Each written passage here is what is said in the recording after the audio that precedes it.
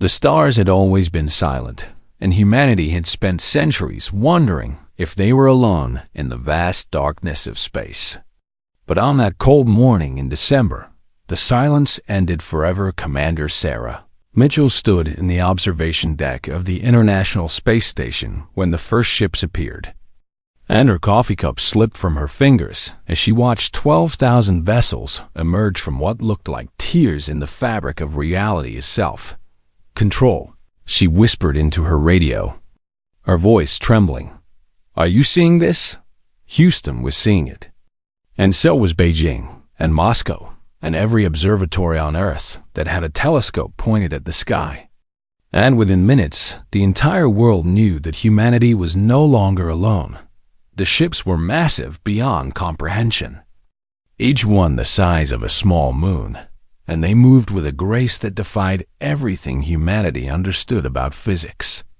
And they kept coming and coming until the sky itself seemed to darken with their presence in Geneva. The United Council of Nations convened an emergency session within hours, and representatives from every country on Earth gathered in the Great Hall with fear written on their faces, but also with something else, something that looked almost like hope. Perhaps these visitors came in peace, they told each other. And perhaps this was the moment humanity had dreamed of since they first looked up at the stars and wondered what was out there.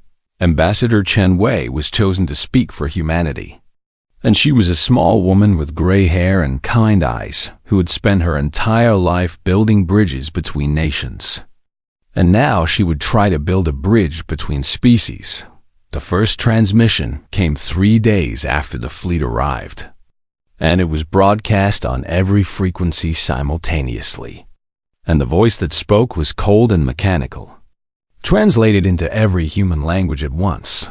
"I am High Commander Voronek of the Kethvari Dominion," the voice said, "and your world now belongs to us, in the command center of the Kethvari flagship." Voronek watched the human transmissions with amusement, and his 4 eyes blinked slowly as he studied the strange, bipedal creatures that scurried about on the blue planet below. He had done this many times before, and in 3 centuries of conquest, the Kethvari had absorbed 17 civilizations into their empire, and each one had followed the same pattern of denial, then negotiation, then desperation. And finally submission. The humans would be no different. He was certain, and they were primitive by Kethvari standards, barely capable of traveling to their own moon, and their weapons were laughable. Their ships held together with what appeared to be hope and primitive combustion. Ambassador Chen Wei requested a meeting, and Voronek granted it because he enjoyed watching the prey beg, and he found it entertaining how each species convinced themselves that they were somehow special, and that their words could change the inevitable, the human. Delegation arrived on a small shuttle that looked like a toy compared to the Kethvari vessels, and Chen Wei stepped onto the flagship with her team of diplomats and translators, and she carried gifts of art and music and poetry. The best that humanity had to offer. Voronek received her in his throne room, a vast chamber of black metal and cold light, and he towered over the humans at nearly 3 meters tall, his scaled skin shifting colors as he studied them with undisguised contempt. "We come in peace," Chen Wei said, and her voice was steady despite the fear that surely gripped her heart. "And we bring greetings from the people of Earth." "Peace," Voronek repeated the word as if tasting something unpleasant, "is what the weak offer when they cannot offer war," Chen Wei continued as if she had not heard the insult. And she spoke of cultural exchange and mutual learning and the great things their civilizations could achieve together. And she offered trade agreements and resources and a partnership that would benefit both species. The other Kethvari in the room made sounds that Chen Wei would later learn was laughter. And Voronek listened to her words with the patience of a predator watching prey exhaust itself. "You misunderstand your position," he said when she finished, "and I will explain it to you simply so that your primitive minds can comprehend." He waved one of his 4 arms, and holographic images appeared in the air, showing world after world that the Kethvari had conquered. And Chen Wei watched civilizations burn and species submit and cultures vanish into the machinery of the Dominion. "This is the fate of all who stand before us," Vorak said. "And you have one solar cycle to surrender unconditionally, or you will join them in oblivion." Chen Wei returned to Earth with the ultimatum. And the world descended into chaos, and some called for immediate surrender, while others demanded war. And protests filled the streets of every major city as humanity grappled with its own mortality. The United Council pleaded for more time, and they sent delegation after delegation to the Kethvari fleet. And each one returned with the same answer or did not return at all. Voranek watched the desperate transmissions with his commanders, and they placed bets on how long it would take for the humans to break. And they laughed at the way the small creatures clung to their hope. "They always think they are different," one of his officers said. And Voronok nodded in agreement in his 3 centuries of life. He had never encountered a species that did not eventually submit, and the humans would be no exception.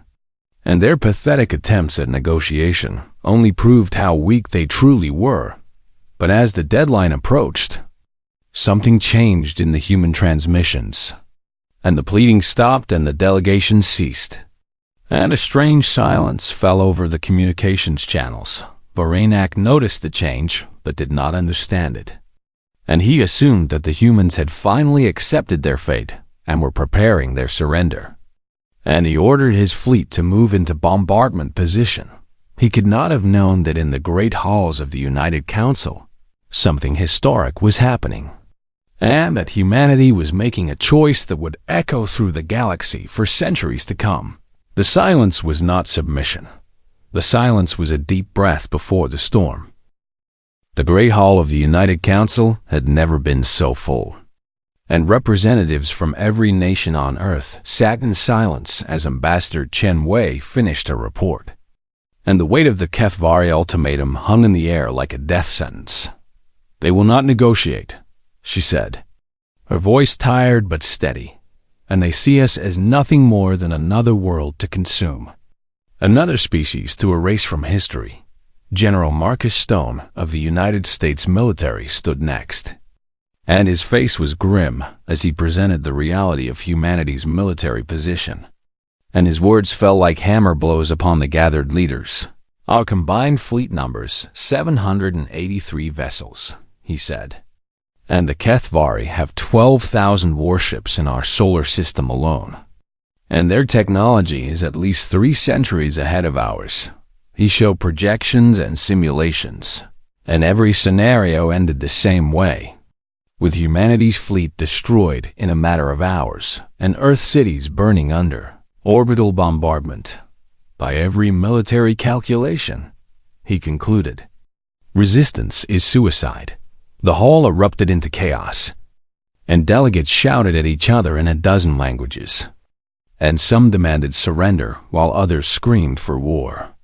And the future of humanity hung in the balance. President Elena Vasquez of the European Federation stood slowly, and something about her presence quieted the room. And she looked around at the faces of leaders who had been rivals and enemies for centuries. "We have spent our entire history fighting each other," she said, "and we have shed oceans of blood over borders and resources and ideas. And now we face something that does not care about our differences." She paused and let her words sink in. "The Kethvari see us as one species," she continued. "And perhaps it is time we saw ourselves the same way." Prime Minister Raj Patel of India rose to stand beside her. And this was remarkable because their nations had been locked in bitter disputes for decades. And he placed his hand on her shoulder. "She is right," he said simply. "And if we are to die, let us die as one people, not as scattered tribes squabbling over a burning world." One by one, other leaders stood, and old enemies looked at each other and saw not rivals but family. And the petty conflicts that had defined human history suddenly seemed so small in the face of Extinction Ambassador Chun Wei watched with tears in her eyes as something beautiful emerged from something terrible.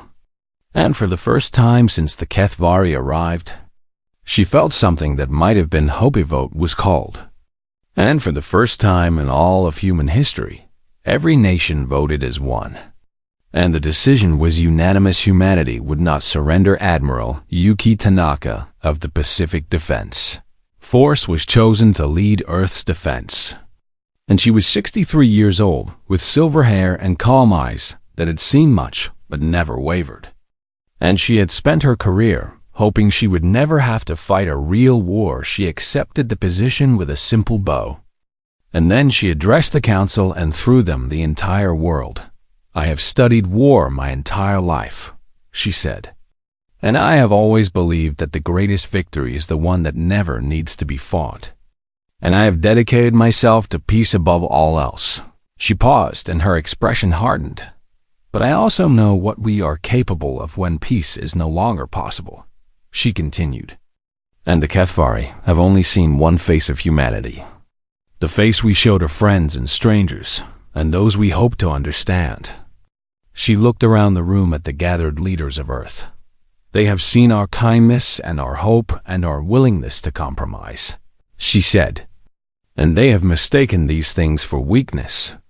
And they believe we will break, because every species they have encountered has broken." Admiral Tanaka's voice grew cold. "They do not know what sleeps inside us," she said. "And they do not know about the wars we have fought against each other, the horrors we have inflicted upon our own kind, the darkness that lives in the human heart." She turned to face the main screen, where an image of the Kethvari fleet hung like a swarm of locusts against the stars. "We will show them," she said. "And when we are finished, the galaxy will remember what happens when humanity stops choosing peace." That night, the final transmission was prepared. And Ambassador Chen Wei recorded the message that would be sent to the Kethvari fleet, and her voice was different now, stripped of diplomacy and filled with something that sounded almost like pity. "We tried for peace," she said, "and we offered you our hand in friendship, and we begged you to see us as equals. And you laughed at our kindness and mistook our hope for weakness." She paused. "Now you will see the other side of humanity." High Commander Voranak received the message on his flagship, and he played it for his officers, and they laughed at the threat from the primitive species that could barely reach their own moon. "They think words can frighten us," one officer said. And Voranak smiled with all 3 rows of his teeth, but deep in the back of his mind, something stirred, and he could not quite name what it was. And he pushed the feeling aside as foolishness in cities across Earth. Factories began to change. And assembly lines that had produced cars and phones and toys started producing weapons and armor and ships. And the entire industrial might of humanity pivoted in a single night. Scientists, who had dedicated their lives to medicine and exploration, gathered in secret facilities and began designing things they had always refused to create.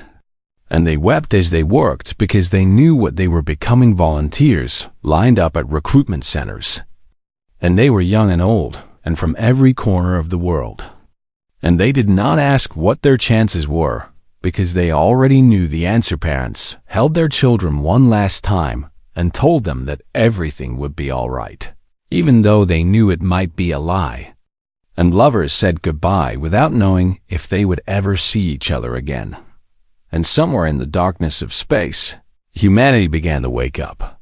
And what was awakening was something ancient and terrible and magnificent. Kethvari had conquered 17 civilizations in 3 centuries. And they had never faced anything like what was coming. They had never faced humanity with nothing left to lose. The transformation happened faster than anyone thought possible. And within weeks, the entire planet became a machine dedicated to a single purpose. And that purpose was survival at any cost. Voranak's intelligence officers watched the changes from orbit and sent reports to their commander.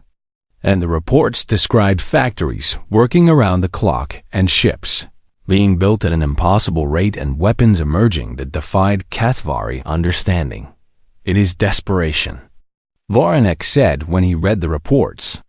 And desperation makes prey dangerous, but it does not make them strong.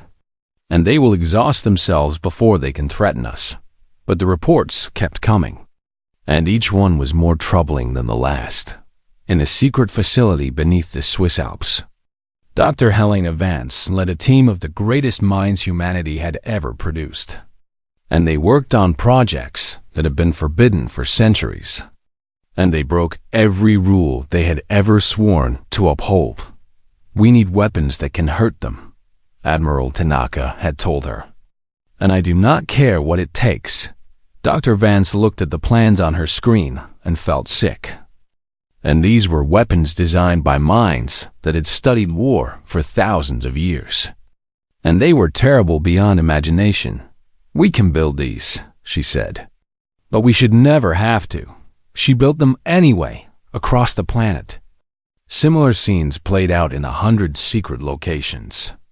And engineers designed ships that were meant to fly once and never return. And chemists created substances that should never exist. And programmers wrote code that could think faster than any living mind. The Cathvari had conquered through overwhelming force. And their strategy was simple and had worked for 3 centuries. And they would surround a planet with their fleet and crush any resistance. Through sheer numbers and superior technology, they had never faced an enemy that did not play by the rules of war. Captain James Chun was one of the first to volunteer for the new fleet, and he was 34 years old with a wife and 2 young daughters. And he knew that the ship he would pilot was designed to be used as a weapon itself. These are not meant to survive combat, the briefing officer had told the volunteers. And your role is to cause as much damage as possible before you are destroyed. And we need people who understand what they are signing up for. James thought about his daughters and the future they would have if the Cathvari won. And he thought about the choice he had made. And he signed his name without hesitation. I understand, he said. Thousands of others made the same choice. And they came from every country and every walk of life. And they trained for missions that had no return. And they recorded messages for their families that would be delivered after they were gone. The Cathvari could not understand this, and their culture valued survival above all else. And the idea of willingly dying for others was foreign to them, in a way that left them confused and unsettled. But the weapons were only part of the transformation artists who had spent their lives creating beauty, turned their talents to designing camouflage and propaganda. And musicians composed songs that would be broadcast to the Cathvari fleet. And psychologists studied the enemy's transmissions and looked for weaknesses in their minds. They are arrogant, Dr. Sarah Kim reported to the War Council. And they have never truly been challenged, and they do not know what fear feels like. And we can teach them. The propaganda was subtle at first. And it started with whispers on frequencies the Cathvari thought were secure. And the whispers said things that planted seeds of doubt. Your commanders are lying to you, the whispers said. And this world is different from the others. And not everyone who comes here leaves alive, the Cathvari. Soldiers laughed at the broadcasts and reported them to their officers. But the whispers continued. And they grew more specific, and more disturbing images began to appear in the Cathvari communication systems.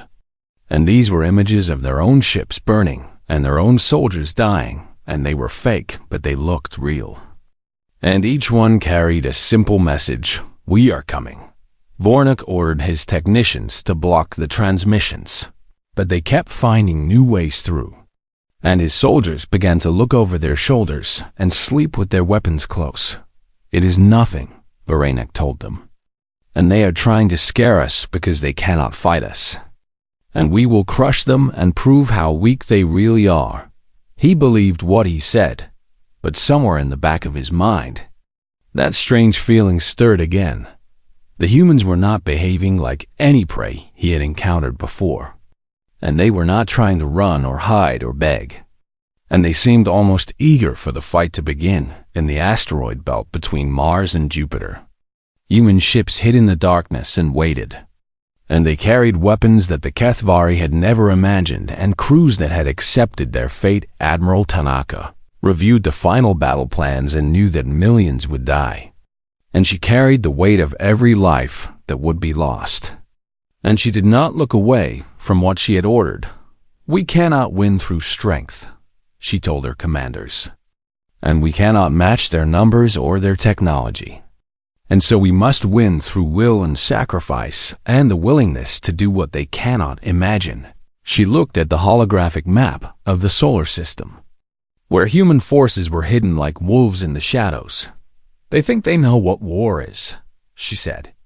"But they have only ever been the predator, and they do not understand what happens when the prey becomes the hunter in the depths of space." Humanity waited, and the darkness was their ally. And they had become something that the galaxy had never seen.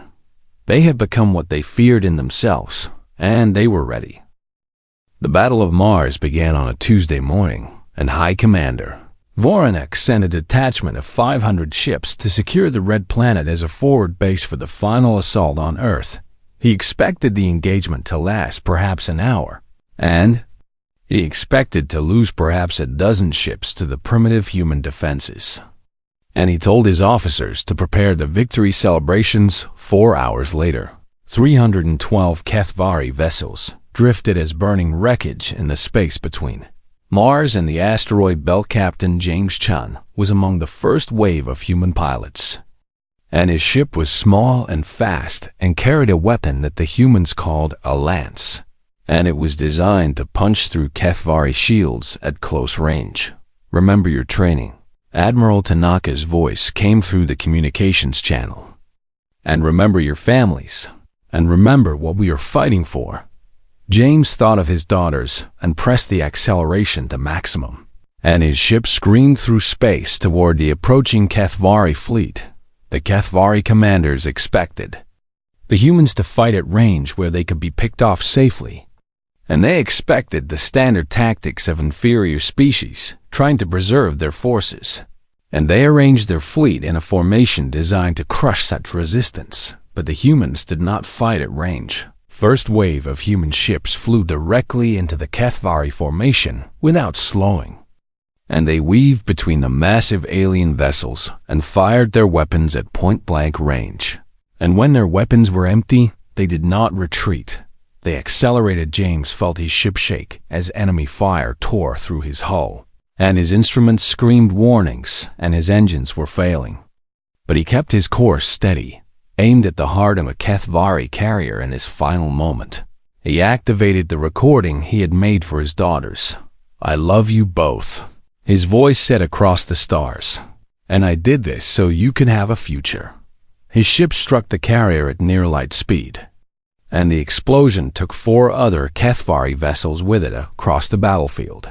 Similar scenes played out again and again, and human pilots flew suicide runs with smiles on their faces and prayers on their lips, and they died by the hundreds. But they took the enemy with them. Voronek watched the battle from his flagship with something he had never felt before, and he did not recognize it at first because it was so foreign to him. And it took him several minutes to understand that what he was feeling was fear.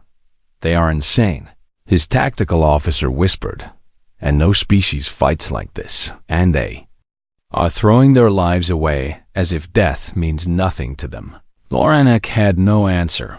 The second wave of HFY ships fared no better, and the humans had mined the asteroid belt with weapons that hid in the darkness and waited and struck without warning. Drones swarmed in patterns that the HFY computers could not predict, and they moved like flocks of birds or schools of fish.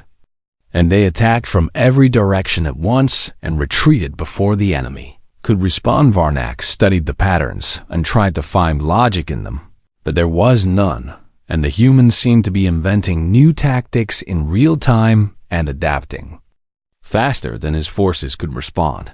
"How is this possible?" he demanded. and they are primitives with inferior technology, and they should be broken by now. His intelligence officer pulled up data on human history, and what he found made his blood run cold. They have been at war with each other for their entire existence. The officer reported, and they have spent thousands of years learning to kill each other in the most efficient ways possible. And they have done things to their own kind that would make even our ancestors flinch. The officer highlighted records of human conflicts that the HFY had dismissed as irrelevant during their initial scans. They developed weapons that could destroy entire cities in a single blast, he said, and they used them on each other, and they created poisons that could kill millions in hours, and they waged wars that killed tens of millions of their own people. Vorenek stared at the data with growing horror, and they did this to themselves. The officer continued, and now they are doing it to us, and they have been holding back this entire time. The psychological warfare intensified as the battle continued, and human broadcasts invaded every HFY communication channel, and they showed images of fallen soldiers and burning ships and whispered promises of worse to come. We know your names, the broadcast said, and we know your families, and we know everything about you, and we are coming for all of you. Some HFY soldiers began to refuse orders, and others demanded to be transferred away from the front lines, and discipline that had held for 3 centuries began to crack. The Battle of the Outer Planets lasted for weeks, and each engagement cost both sides dearly, but the humans kept coming, and they seemed to grow stronger with every loss. Vorenek received reports of human attacks on his supply lines, and ships that had been hiding in the darkness for months struck without warning and vanished before his forces could respond, and his fleet began to starve. Where did they come from? His logistics officer asked. And our scanners showed nothing, and they appeared from empty space and destroyed our supply convoy and disappeared again. The humans had learned to use the cold between planets as a weapon, and they waited in the darkness with their engines cold and their systems silent. And they struck with the patience of predators. Admiral Tanaka watched the reports from her command center on Earth and allowed herself a small moment of satisfaction. But she knew the cost of every victory, and she carried the names of the dead like stones in her heart. We are hurting them, General Stone reported, and their advance has stalled, and they are beginning to question whether this world is worth the price. Tanaka nodded. Then we push harder, she said, and we make them pay for every inch of our solar system in blood. And we do not stop until they break, or we do. In the space around Mars, the wreckage of ships from both sides drifted in silent testament to what humanity had become. And the HFY fleet that had seemed invincible now looked wounded and uncertain. Vorenek stood alone on the observation deck of his flagship and stared at the distant blue dot that was Earth. And for the first time in his long life, he understood that he was facing something he could not simply crush. The humans had shown him their other side, and it was magnificent and terrible beyond anything he had ever imagined. The war lasted 11 months, and when it ended, the galaxy had been forever changed. Admiral Yuki Tanaka stood on the observation deck of the orbital station above Earth and watched the last HFY ships retreat through the tear in space that had brought them. And she felt no joy in the victory. 3 billion humans had died. The cities of Earth were scarred by orbital bombardment, and Luna was shattered into fragments that would rain down for centuries. And Mars burned with fires that would take decades to extinguish. But the HFY Dominion was broken. Not defeated, but broken. And the difference was important. And Tanaka understood this even as she grieved for all that had been lost. Vorenek had surrendered personally, and he had knelt before Tanaka on the bridge of his flagship with his 4 eyes cast down. And he had spoken words that no HFY had ever spoken to another species. We submit, he said, and we beg for mercy. Tanaka had looked at him for a long moment, and she remembered all the humans who had died fighting his forces. And she remembered the families that would never be whole again. And she remembered what she herself had become during the war. "You will have mercy," she said, "because that is who we choose to be." The terms of surrender were simple and absolute. And the HFY would withdraw from all conquered worlds. And they would free every species they had enslaved. And they would pay reparations for the damage they had caused.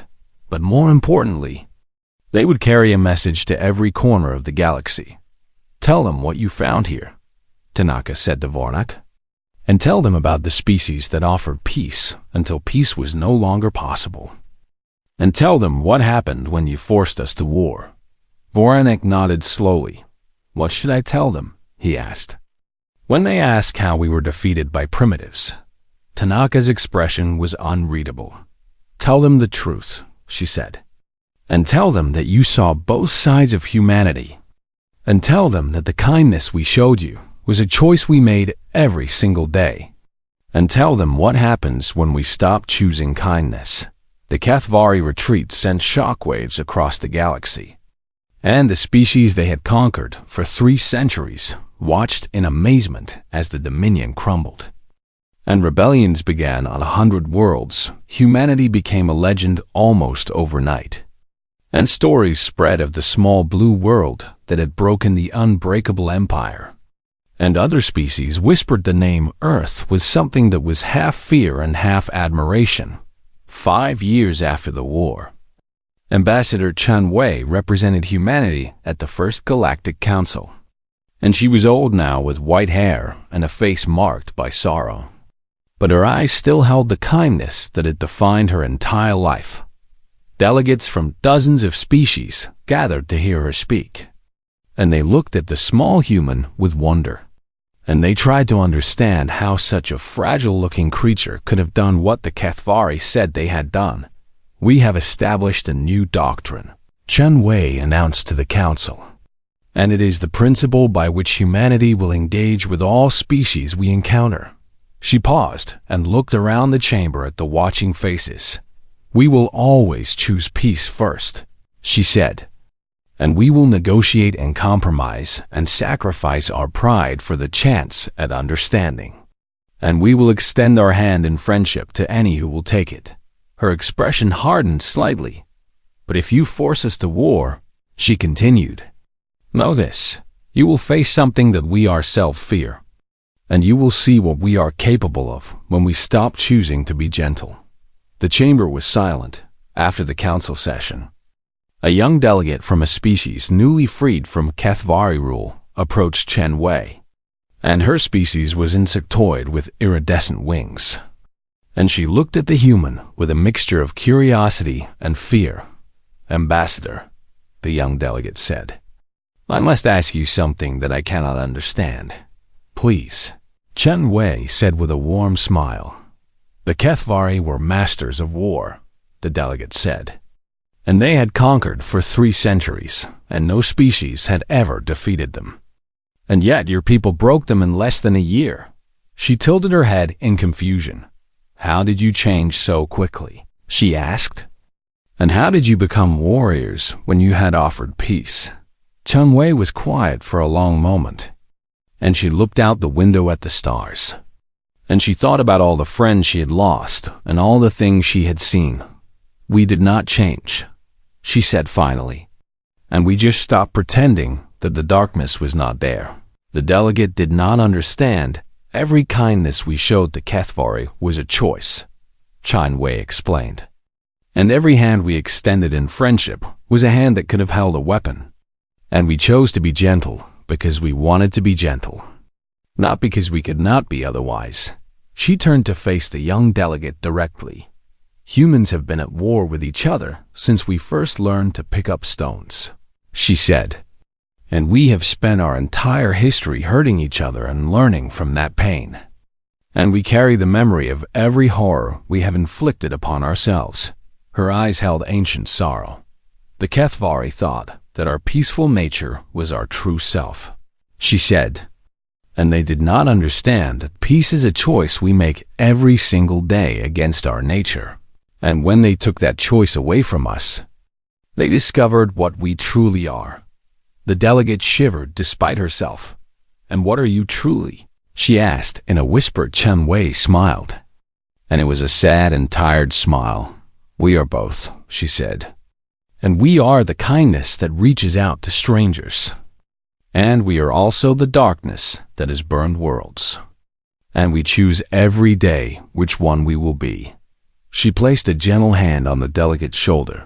"Pray that we never stop choosing peace," she said, "because we fear ourselves more than anyone else ever could."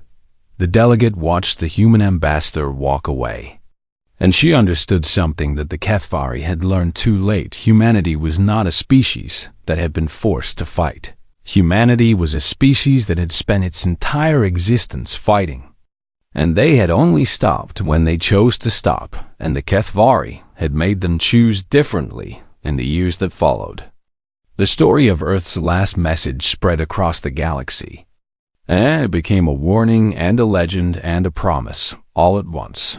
Some species came to humanity seeking alliance and protection, and they were welcomed with open arms and genuine friendship. Others heard the stories and decided to stay far away from the small blue world and its terrifying inhabitants. And they were respected and left in peace, and a few, arrogant or foolish or desperate, tested humanity's resolve. And they discovered for themselves the truth of the old stories. They discovered what lived behind the kindness. They discovered the other side, and they learned, as the HFY had learned, that the most dangerous creature in the galaxy was not the strongest or the fastest or the most advanced. It was the one that chose peace every single day, despite knowing exactly what it was capable of. It was humanity.